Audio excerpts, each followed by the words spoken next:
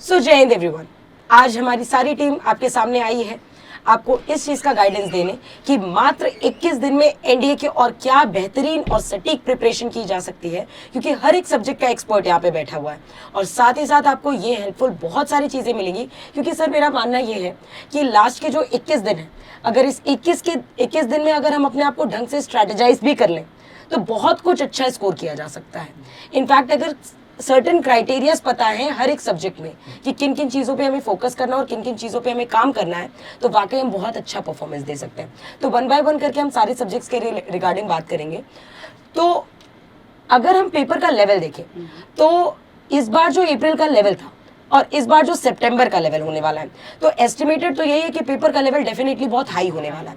और इस paper high के साथ साथ हमें बच्चों को इस बात के बारे में भी अवेयर कराना पड़ेगा कि कट ऑफ नीचे जा रही है डेली। तो नेगेटिव मार्किंग को भी इनको अपने दिमाग में बहुत ज़्यादा ध्यान में रखना होगा।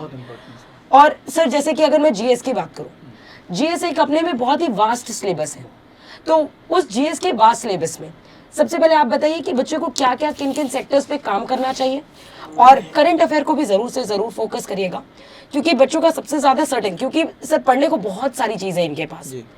एक इकलौता 12th का बच्चा जो सबसे पहले एग्जाम में बैठने वाला है, जिसके लिए सबसे बड़ा कंपटीशन यूपीएससी उसके सामने है, और वो उस माहौल में भी ढलेगा और उसको वाकई में उसकी जिंदगी का सबसे पहला कॉम्पिटिटिव एग्जाम है, तो उसको कैसे फेस करना है, ये बहुत इंपॉर्टेंट बात है। अब मैम इसमें मेन ये हमको देखना है, जो हमारे अभ्यर्थी हैं जो इस बार एनडीए के एग्ज़ाम में अपियर हो रहे हैं, उनको हिस्ट्री में अब इन बचे 21 दिनों में सबसे ज़्यादा जो फोकस करना है वो मॉडर्न हिस्ट्री पे करना है, वो भी इंडियन नेशनल मूवमेंट पे करना है। इंडियन नेशनल मूवमेंट की शुरुआत हम लोग इस तरह से करेंगे। पहले तो हमको 1857 की क्रांति थोड़ा बहुत पढ़ लेना है, और उसके बाद में 1885 में कांग्रेस का इस्टेब्लिशमेंट से लेकर के और 1947 में टिल इंडिपेंडेंस हमारा किस किस फेज से, जैसे कि लिबरल फेज है, एक्सट्रीमिस्ट फेज है, गांधीयन फेज है, उन सारे फेज में डिवीजन करके क्या क्या मूवमेंट हुए, उस मूवमेंट को हम बारीकी से पढ़ेंगे और उनके होने का कारण। क्योंकि अब जो यूपीएससी क्वेश्चन पूछ रहा है वो थोड़ा इम्प्लीमेंटेड क्वेश्चन पूछ रहा है कि जैसे असहयोग आंदोलन क्यों शुरू हुआ, तो उसका रीजन बताना पड़ेगा साहब कि हाँ जलियांवाला बाग हत्याकांड हुआ था, उसके विरोध में ये सारी चीज़ें चल रही थी, तो असहयोग आंदोलन शुरू हुआ। तो ऐसे क्वेश्चन पे ध्यान देना है। रही बात पॉलिटी के बारे में, तो पॉलिटी का आप फंडामेंटल राइट के सारे आर्टिकल आपको तैयार होने चाहिए, साथ ही साथ directive principle of state policy भी आपको तैयार होना चाहिए। इसके अलावा हम सेंट्रल गवर्नमेंट में प्रेसिडेंट के आर्टिकल और जैसे कि धन विधेयक के संदर्भ में आर्टिकल हैं, उन सारे आर्टिकल को फोकस करना है। जो प्रेसिडेंट का जो अध्यादेश है उस पर हमको बात करने की ज़रूरत है, उस पर हमको तैयार होना चाहिए। CAGI है, AGI है, और जो हाई कोर्ट और सुप्रीम कोर्ट के कोर्ट ऑफ रिकॉर्ड वाले जो मुद्दे हैं उन पे विशेष रूप से फोकस करें। तो ये ऐसे सेक्शन है जहाँ से यूपीएससी हर बार क्वेश्चन पूछता है, तो उसको फोकस करके ये बहुत अच्छा नंबर गेन कर सकते हैं विदिन 21 डेज में। ठीक है। बाकी आशीष सर ज्योग्राफी और इकोनॉमी के बारे में बताएंगे। तो आशीष सर सबसे ज़्यादा क्वेश्चन ज्योग्राफी से आते हैं, और बच्चों की डिमांड भी ज्योग्राफी को लेकर के बहुत हाई होती है। तो मतलब वर्ल्ड ज्योग्राफी, इंडियन ज्योग्राफी, मतलब किस सेक्शन पे कितना ज़्यादा कंसंट्रेशन होना चाहिए इनका, और लास्ट के 20 डेज खासकर लास्ट के 20 डेज में किन पोर्शन पे सबसे ज़्यादा वो काम करें? मैम इसमें हम दो पहले बात करेंगे। पहले हम एनडीए की बात करते हैं।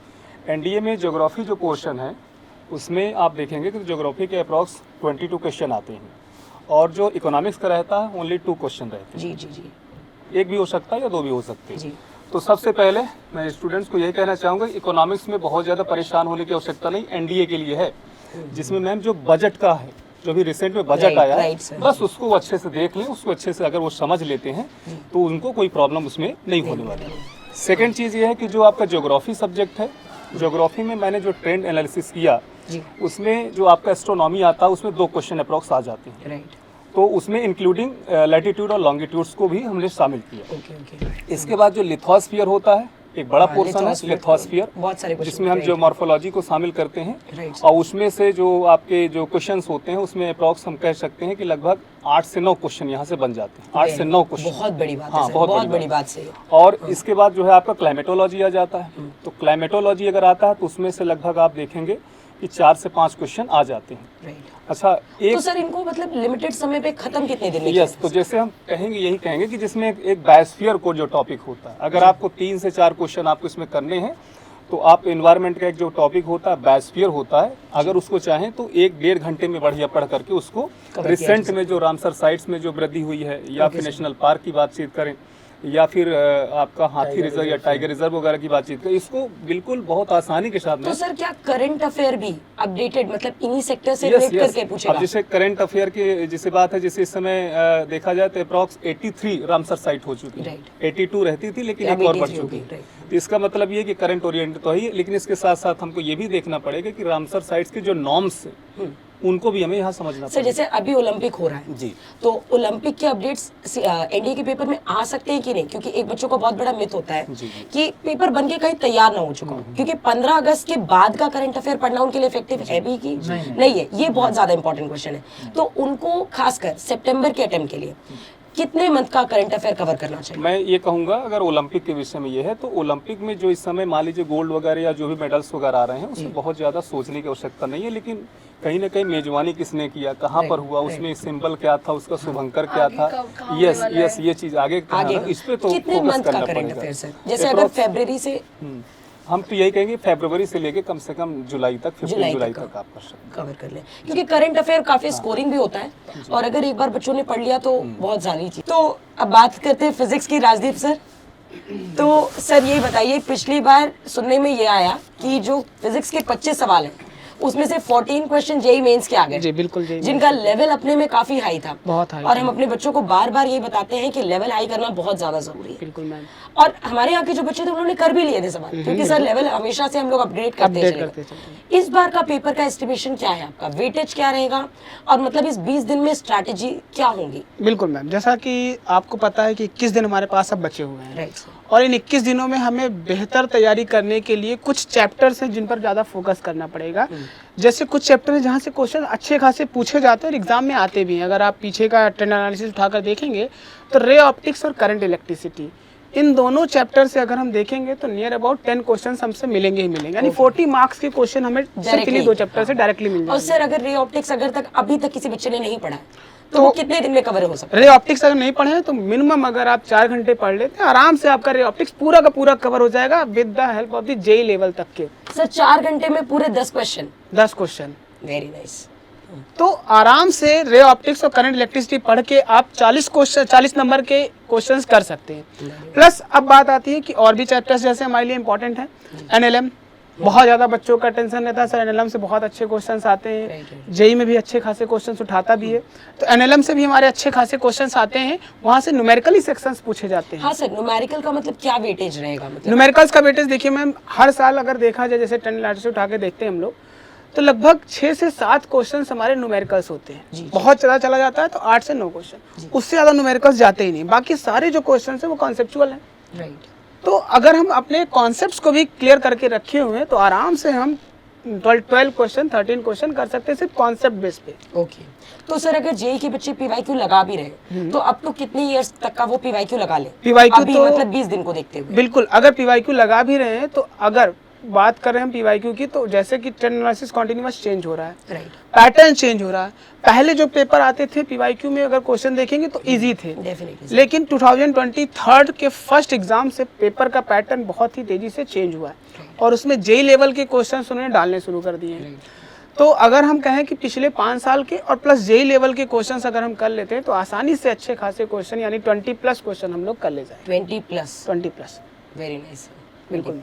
तो कुछ चैप्टर्स हैं जहाँ पर मैं इनको बोलना चाहूँगा तैयारी के लिए, जैसे रे ऑप्टिक्स है, करंट इलेक्ट्रिसिटी है, ऊपर आपको एनएलएम करना है, न्यूटन्स लॉज ऑफ मोशन करना है, फ्लूइड मैकेनिक्स आप जरूर पढ़ लीजिएगा, डेंसिटी और प्रेशर वाले क्वेश्चंस अच्छे खासे आते हैं। थर्मोडायनामिक्स में आप थर्मल फिजिक्स में टेम्परेचर, हीट, इन सब के कॉन्सेप्ट को अच्छे से कवर अप कर लीजिएगा।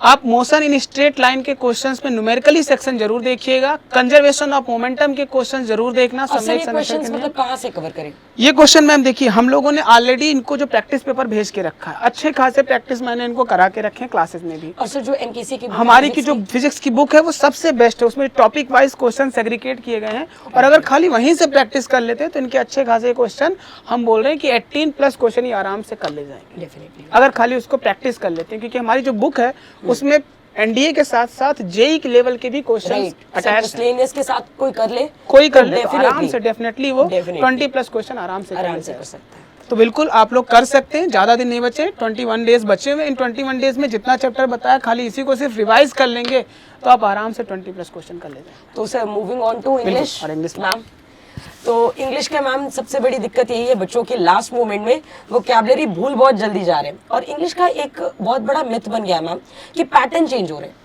ये पैटर्न का क्या है मतलब 20 दिन में अब बच्चा कितनी रीडिंग करे, रीडिंग के बेसिस पे कितने क्वेश्चन आने वाले हैं, ग्रामर पे बेस कितने क्वेश्चन आ रहे हैं, स्पेशली वोकैबुलरी।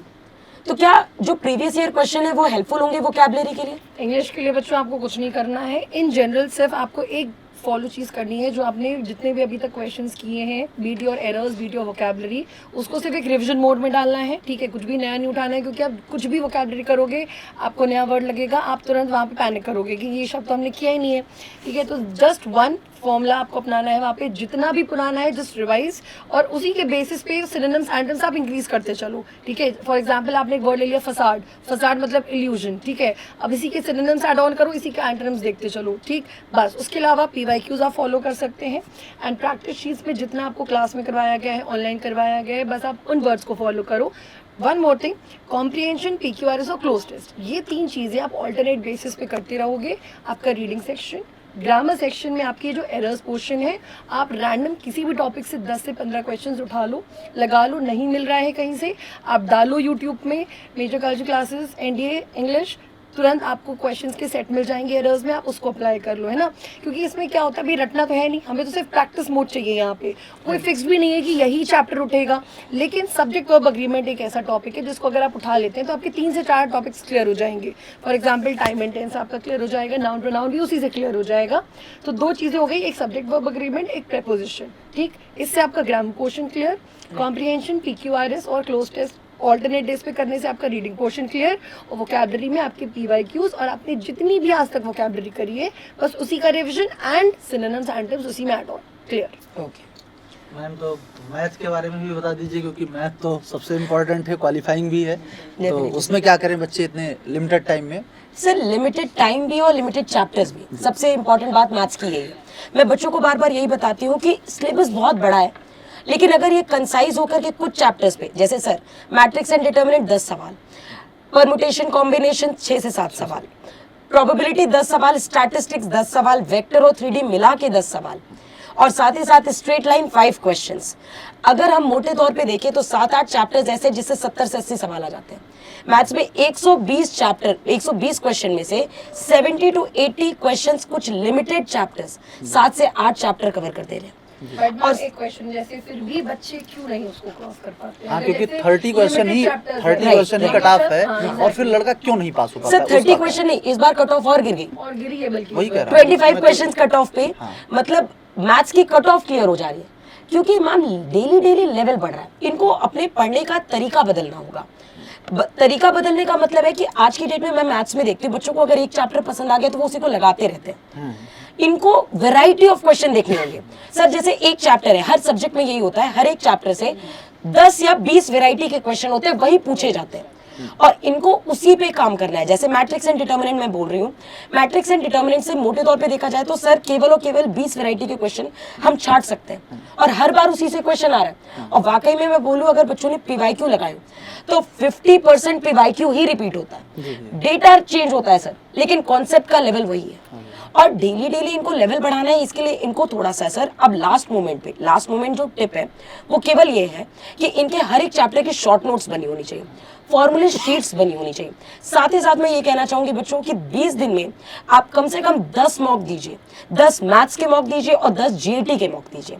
हर एक मॉक में आपको इतना एनालाइजेशन अपना करना है कि कितने क्वेश्चन आप स्कोर कर पा रहे हैं। सर ये 10 मॉक भी अगर इन्होंने ढंग से दे दिए तो हर एक मॉक में अपना स्कोर बढ़ता हुआ दिखेंगे। मॉक देने का मतलब फॉर्मेलिटी अदा करना नहीं है, उसका एनालिसिस बहुत ज्यादा जरूरी है कि क्योंकि बच्चों का यही कंफ्यूजन नहीं क्लियर होता कि क्वेश्चन गलत हो जा रहे हैं, क्यों गलत हो जा रहे हैं। भाई इनका ब्रेन और हैंड का कोऑर्डिनेशन वहां पे बहुत ज्यादा जरूरी है। आप यूपीएससी करने बैठे हो, आप यूपीएससी करने बैठे हो, हर एक क्वेश्चन को रीड करना और टाइम लिमिट में क्वेश्चन करना, ये बहुत ज्यादा इंपॉर्टेंस रखता है। वहां पे आपके टेम्परामेंट को चेक करता है, और वो तब आएगा सर जब ये अपने टाइम लिमिट पे घर पे बैठ करके कम से कम 10 मॉक दें। चाहे वो मैथ्स का हो चाहे वो जीएटी का हो।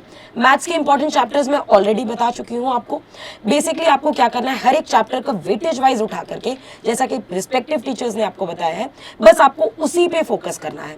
और वाकई सर अगर 20 दिन की मेहनत, मुझे लगता है लास्ट फाइनल स्ट्रोक वो बेस्ट स्ट्रोक होता है। 20 दिन में अगर बच्चा अभी भी अपनी स्ट्रैटेजीज को ध्यान रखे तो इससे बेहतर कुछ नहीं होगा। और हमारे सब्जेक्ट एक्सपर्ट आपके सामने हमेशा मेजर कौशिक क्लासेस के चैनल पे, यानी एनडीए ओरिएंटेड जो चैनल है उसमें आपके सब्जेक्ट के क्लासेस लेकर के आ ही रहा है। वो अगर प्रैक्टिस सेशंस और मॉडल पेपर्स ही अगर बच्चा रेगुलरली करता रहेगा तो उसका बहुत फायदा इनको मिलने वाला है। तो हम आपको आपके चैनल पे मिलते ही रहेंगे। टिल देन, जय हिंद, जय।